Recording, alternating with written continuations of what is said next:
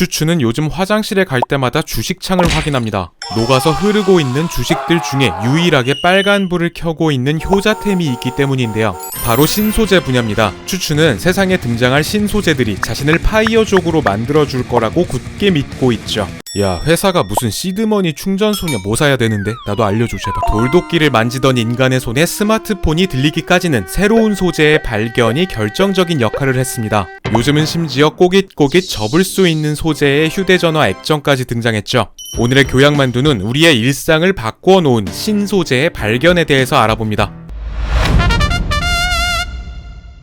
자, 우리에게 친숙한 이것들은 모두 폴리에틸렌이라고 불리는 플라스틱입니다. 이 소재는 지금이야 환경오염의 주범으로 꼽히지만 과거에는 전쟁의 흐름을 바꾼 결정적인 신소재였죠. 2차 대전 당시 연합군을 무차별적으로 폭격하던 독일의 공군 루프트와페는 공포의 대상이었습니다. 이에 대항하고자 영국은 전투기 탐지용 레이더 개발에 착수하는데요. 문제는 이 레이더 케이블에 쓰일 피복 재료로 쓸만한 절연체를 찾지 못하고 있었죠. 당시 일반적인 절연체로 쓰이던 소재들은 대부분 지나치게 무겁기 때문에 군용 장비에 장착하기 어려웠습니다. 그런데 이 시기 영국의 화학기업 ICI에서 연구 중에 우연히 폴리에틸렌이라는 소재를 개발합니다. 폴리에틸렌은 가벼우면서도 전자기파에 견딜 수 있고 절연체의 역할도 했기 때문에 레이더 개발에 냅다 쓰이게 됐죠. 이 폴리에틸렌 소재가 들어간 레이더 개발의 성공으로 영국은 독일 공군의 위치 정보를 연합군에 공유할 수 있게 됐습니다. 독일군의 전투기가 사람 눈에 띄기도 전에 조져버릴 수 있었다고 하죠. 또 비슷한 시기 미국에서는 여성들을 중심으로 난데없는 스타킹 모으기 운동이 일어났는데요. 스타킹은 1935년 미국의 화학기업 듀폰사에서 플라스틱의 일종인 나일론 원단으로 제작해 당시에도 히트를 쳤던 물건입니다. 이 나일론은 거미줄보다 가늘면서도 내구성과 신축성이 좋고 방수와 방풍 기능까지 있어서 군용 낙하산이나 텐트 등에서 사용됐는데요. 부족한 군용 물자의 보탬이 되기 위한 당시 미국 여성들의 애국심이 돋보이는 캠페인이었죠. 그리고 현대의 플라스틱은 더더욱 업그레이드된 위용을 자랑합니다. 영국이 개발한 폴리에틸렌보다 밀도가 높고 분자량이 많은 초고분자량 폴리에틸렌도 선을 보였고요. 첨단의 플라스틱은 기능이 훨씬 뛰어나기 때문에 슈퍼 엔지니어링 플라스틱이라고도 부릅니다. 장명 센스 지렸죠? 이 슈퍼 엔지니어링 플라스틱은 탄소 섬유와 혼합해서 총알도 막아내는 하이브리드 방탄 헬멧을 만들기도 합니다. 프랑스의 황제 나폴레옹 3세는 알루미늄 덕후였습니다. 네, 음료수 캔 만드는 그거 맞습니다. 1800년대 중반까지만 해도 알루미늄은 금보다 비싸고 귀한 금속이었습니다. 때문에 재력의 상징이기도 했는데요. 나폴레옹 3세는 알루미늄의 광택에 감탄하면서 겉옷의 단추와 황실 근위대의 독수리 문장, 심지어 덴마크 왕에게 선물할 투구까지도 알루미늄으로 만들었죠. 뿐만 아니라 포크와 스푼, 그릇 같은 식기도 알루미늄으로 제작했는데요. 이때 왕족이나 귀족에게는 알루미늄으로 만든 식기를, 낮은 신분의 사람들에게는 금과 은으로 만든 식기로 음식을 대접하는 인성질도 했답니다. 당시 알루미늄이 귀한 금속이었던 이유는 재련 기술에 있습니다. 철광석에서 철을 얻을 때는 용광로에 녹이면 되죠. 알루미늄은 보크사이트라는 광석에서 얻을 수 있는데 이 돌멩이 안에 있는 알루미늄과 산소의 결합이 강력해서 당시에는 분리가 쉽지 않았습니다. 그런데 1886년 미국의 화학자 찰스 마티놀이 알루미늄을 손쉽게 추출할 수 있는 전기분해법을 개발하죠. 그는 대학 시절 교수님의 이 한마디에 연구를 시작했다고 합니다.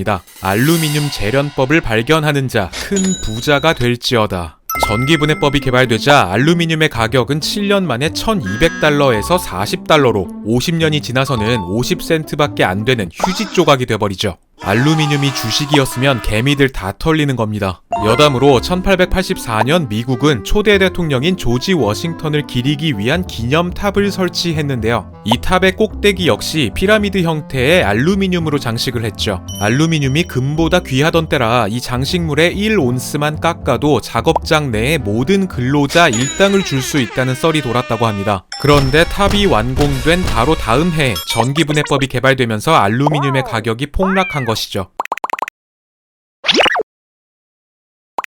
현대 신소재의 첨단에는 메타 물질이라는 것이 있는데요. 몇 년 전에는 이 메타 물질을 사용해서 투명 망토가 제작되기도 했습니다. 실제로 해리포터가 될 수 있는 것이죠.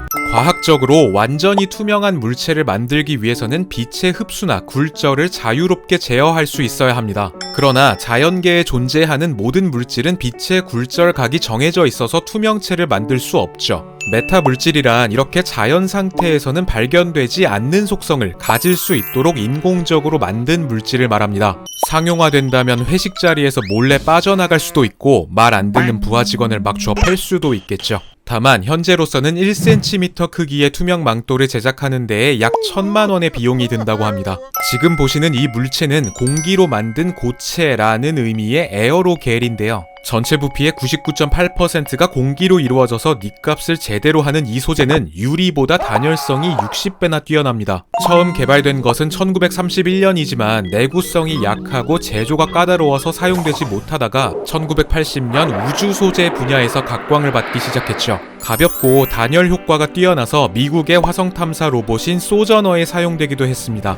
미국의 나사는 2030년에 인간이 화성에 착륙하는 것을 추진하고 있는데요. 그런데 화성의 평균 온도는 영하 60도에서 영하 80도로 매우 낮습니다. 그러나 연구진들은 화성의 표면을 2-3cm 두께의 에어로겔로 덮을 수 있다면 평균 온도가 지구와 비슷한 수준이 될 거라고 예상하고 있죠. 지구에서는 가망이 없는 내 집 마련이 가능할 수도 있습니다. 다만 현재의 에어로겔은 충격에 너무 약하기도 하고 화성 전체에 설치할 양을 제조하기도 어렵기 때문에 그냥 죽을 때까지 내 집은 없는 걸로 아시면 되겠습니다. 자, 여러분, 새로운 소재의 발견은 우리의 작은 일상부터 역사의 물줄기까지 바꿔놓는 인류의 주요한 터닝 포인트였습니다. 앞으로 개발될 신소재들이 또 무엇을 변하게 만들지 기대되는데요. 저는 구독자가 복사되는 마법의 항아리 그런 거 만드는 소재가 나오면 좋겠습니다. 교양 만두였습니다.